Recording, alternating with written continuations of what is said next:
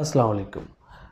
आज हमारा मौजू है सफ़रनामा हवाई और इसकी हालिक बेगम अख्तर रियाज़ुद्दीन है। बेगम अख्तर रियाज़ुद्दीन 1928 में पैदा हुई और सफ़रनामे के हवाले से इनका बड़ा नाम है और इनको बड़ी खासी शोहरत मिली। इनकी दो किताबें हैं, एक सात समंदर पार और दूसरी किताब दनक पर कदम है। और दनक पर कदम उनकी किताब जो है उस पर उनको आदमजी अवार्ड भी मिला।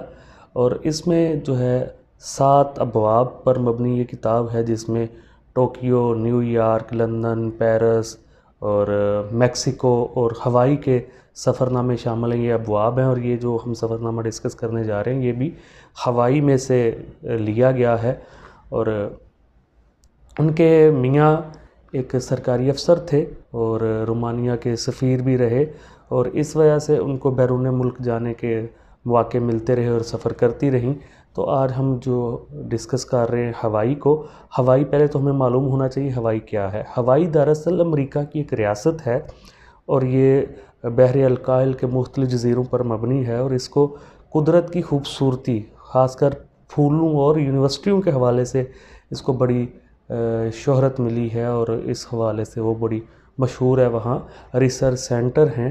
तो बेगम अख्तर रियाज़ुद्दीन ख़ुद भी एक उस अंग्रेज़ी की उस्ताद रही हैं, अभी हयात हैं, तो इसलिए जो है उनको एक फ़न था लिखने का और वो हम डिस्कस करते हैं। अभी जो उन्होंने लिखा कि वो कहती हैं कि मैं जो है अपना सारा घर का सामान बांध के कराची रवाना हुई और कराची से जो है आगे फिर कोलकाता की हमारा सफ़र जो है कोलकाता में पड़ाव हुआ और वहाँ हम रुके और रुकने के बाद वहाँ हमारा जो कलकत्ता की पुलिस थी उसके साथ पाला पड़ा, तो कस्टम पुलिस ने इधर उधर जाने से रोक दिया और वहाँ से फ़्लाइट फिर आगे रवाना हो गई। और ये अपना तजर्बा उधर उन्होंने बड़ी खूबसूरती से पूरे सफ़रनामे में बयान किया। तो हम अभी सिर्फ उसका ख़ुलासा थोड़ा सा डिस्कस करने की कोशिश करेंगे। तो कहती हैं जी, फिर वहाँ से हांगकांग के लिए रवाना हुई और वहाँ पहुंचकर उन्हें कुछ सुकून मिला और वहाँ से फिर ये टोक्यो पहुंची। टोक्यो के सफ़र का रास्ता तो इंतहाई तूफ़ानी था और सारा रास्ता जहाज़ लरज़ता रहा, लेकिन टोक्यो में उनके जनरल शेख और उनकी बेगम की मदारत ने रास्ते की सारी परेशानी को ख़त्म कर दिया। तो ये किस्सा कुता यहाँ से वो जापान एयरलाइंस के ज़रिए हवाई के दारुल हुकूमत होनोलुलु पहुँची और उनका ये सफ़र बड़े आराम से तय हो गया। अब अगरचे सफ़रनामा जो है नवीस ने यानी कि बेगम अख्तर रियाज़ुद्दीन ने टोक्यो से अपने मियाँ की को अपनी आमद के मुतल्लिक़ आगाह कर दिया था, मगर बाज़ वजूहात की बिना पर वो एयरपोर्ट ना आ सके और फूलों के गजरों से इस्तकबाल की तवक्को हाक में मिल गई और बमुश्किल वो मंज़िल मकसूद तक पहुँची। घर देखा तो हर शय बेतरतीब और गर्द आलूद पाई। बड़ी मुश्किल से घर को घर की शक्ल दी और लंच किसी करीबी होटल में जाकर खाया। इसके बाद उन्होंने जज़ीरा ओहाओ को देखा और जहाँ फ़ितरत का हुस्न अपने कमाल पर था और बहर अलकाहल का साहिल एक अजीब कैफियत में डूबा हुआ था। ये समंदर जनूबी यूरोप के आबी किनारों से ज़्यादा उजला और चमकीला है। यहाँ के कोहसारों ने इस जज़ीरे के गोल चेहरे को एक नया ज़ाविया बख्शा और अगले दिनों उन्होंने जो है हनामोबे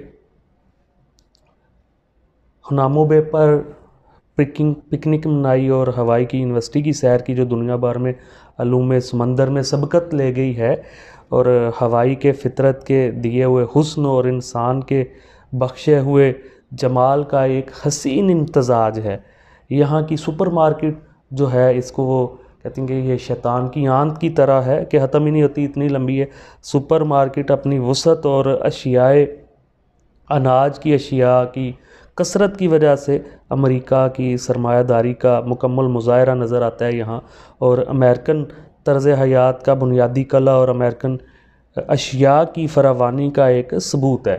ये जो सुपरमार्केट की बात हो रही है, हवाई की सुपरमार्केट। और फिर वो कहती हैं जी, इस मार्केट में पहुंचकर औरत की आंखें और बटवे घुल जाते हैं। मियाँ की कार अगरचे पुरानी थी मगर हज़ारों मील की सैर में اس نے بیگم صاحبہ کا پورا ساتھ دیا اور کبھی دھوکہ نہیں دیا۔ مصنف کا یہ معمول تھا کہ 2-3 دن کا کھانا پکا کر فریج میں رکھ دیا اور خود سیر کو نکل گئی۔ وہاں کی لائبریریوں سے انہوں نے خوب استفادہ کیا، پروفیسروں، طلباء اور سیاحوں سے ملاقات کی وجہ سے ان کا وقت بہت اچھا گزرا، اور امریکہ کی حکومت نے وہاں ایسٹ ویسٹ سینٹر کے نام سے ایک عظیم الشان مرکز قائم کر رکھا ہے۔ یہ انہوں نے بتایا کہ وہاں مشرق و مغرب سے عالم آتے ہیں اور نہ صرف اپنی علمی پیاس بجھاتے ہیں بلکہ دوسروں کو بھی خوب سیراب کرتے ہیں، انہیں معقول وظیفہ ملتا ہے اور یہ سینئر اسکالرز کہلاتے ہیں۔ ان کے میاں بھی یہی کام کرتے ہیں اور اس مرکز کی علمی فضا سے فائدہ اٹھاتے ہیں، انہیں معقول وظیفہ ملتا ہے اور یہ سینئر اسکالر جو ہیں، اس ادارے کی ایک خصوصیت یہ بھی ہے کہ امریکہ کے بہترین عالم یہاں آتے ہیں اور علمی موضوعات پر لیکچر دیتے ہیں۔ اس مرکز میں ایک خوبصورت باغ بھی ہے جو جاپانی فن آرائش گل کا ایک ایمان شکن مظاہرہ ہے۔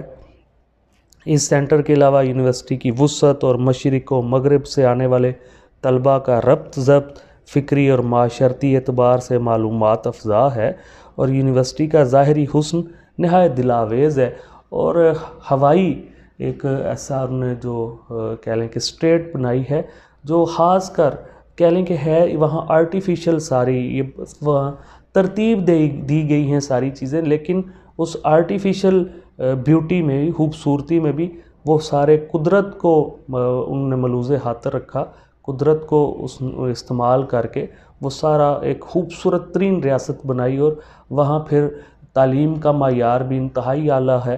اور یہ مختصر سا تعارف ہم نے پیش کیا جو انہوں نے ہوائی کا سفر کیا اور کن کن راستوں سے گئیں۔ امید ہے آپ کو اس کا خلاصہ کچھ تھوڑا سا سمجھ آ گیا ہوگا۔ اب اس کو آپ نے مکمل سارا سفر نامہ پڑھیں گے تو آپ کو اس سے متعلق مزید آگاہی حاصل ہو سکے گی۔ تو بہت شکریہ، انشاءاللہ ایک نئے لیکچر کے ساتھ پھر ملتے ہیں۔ السلام۔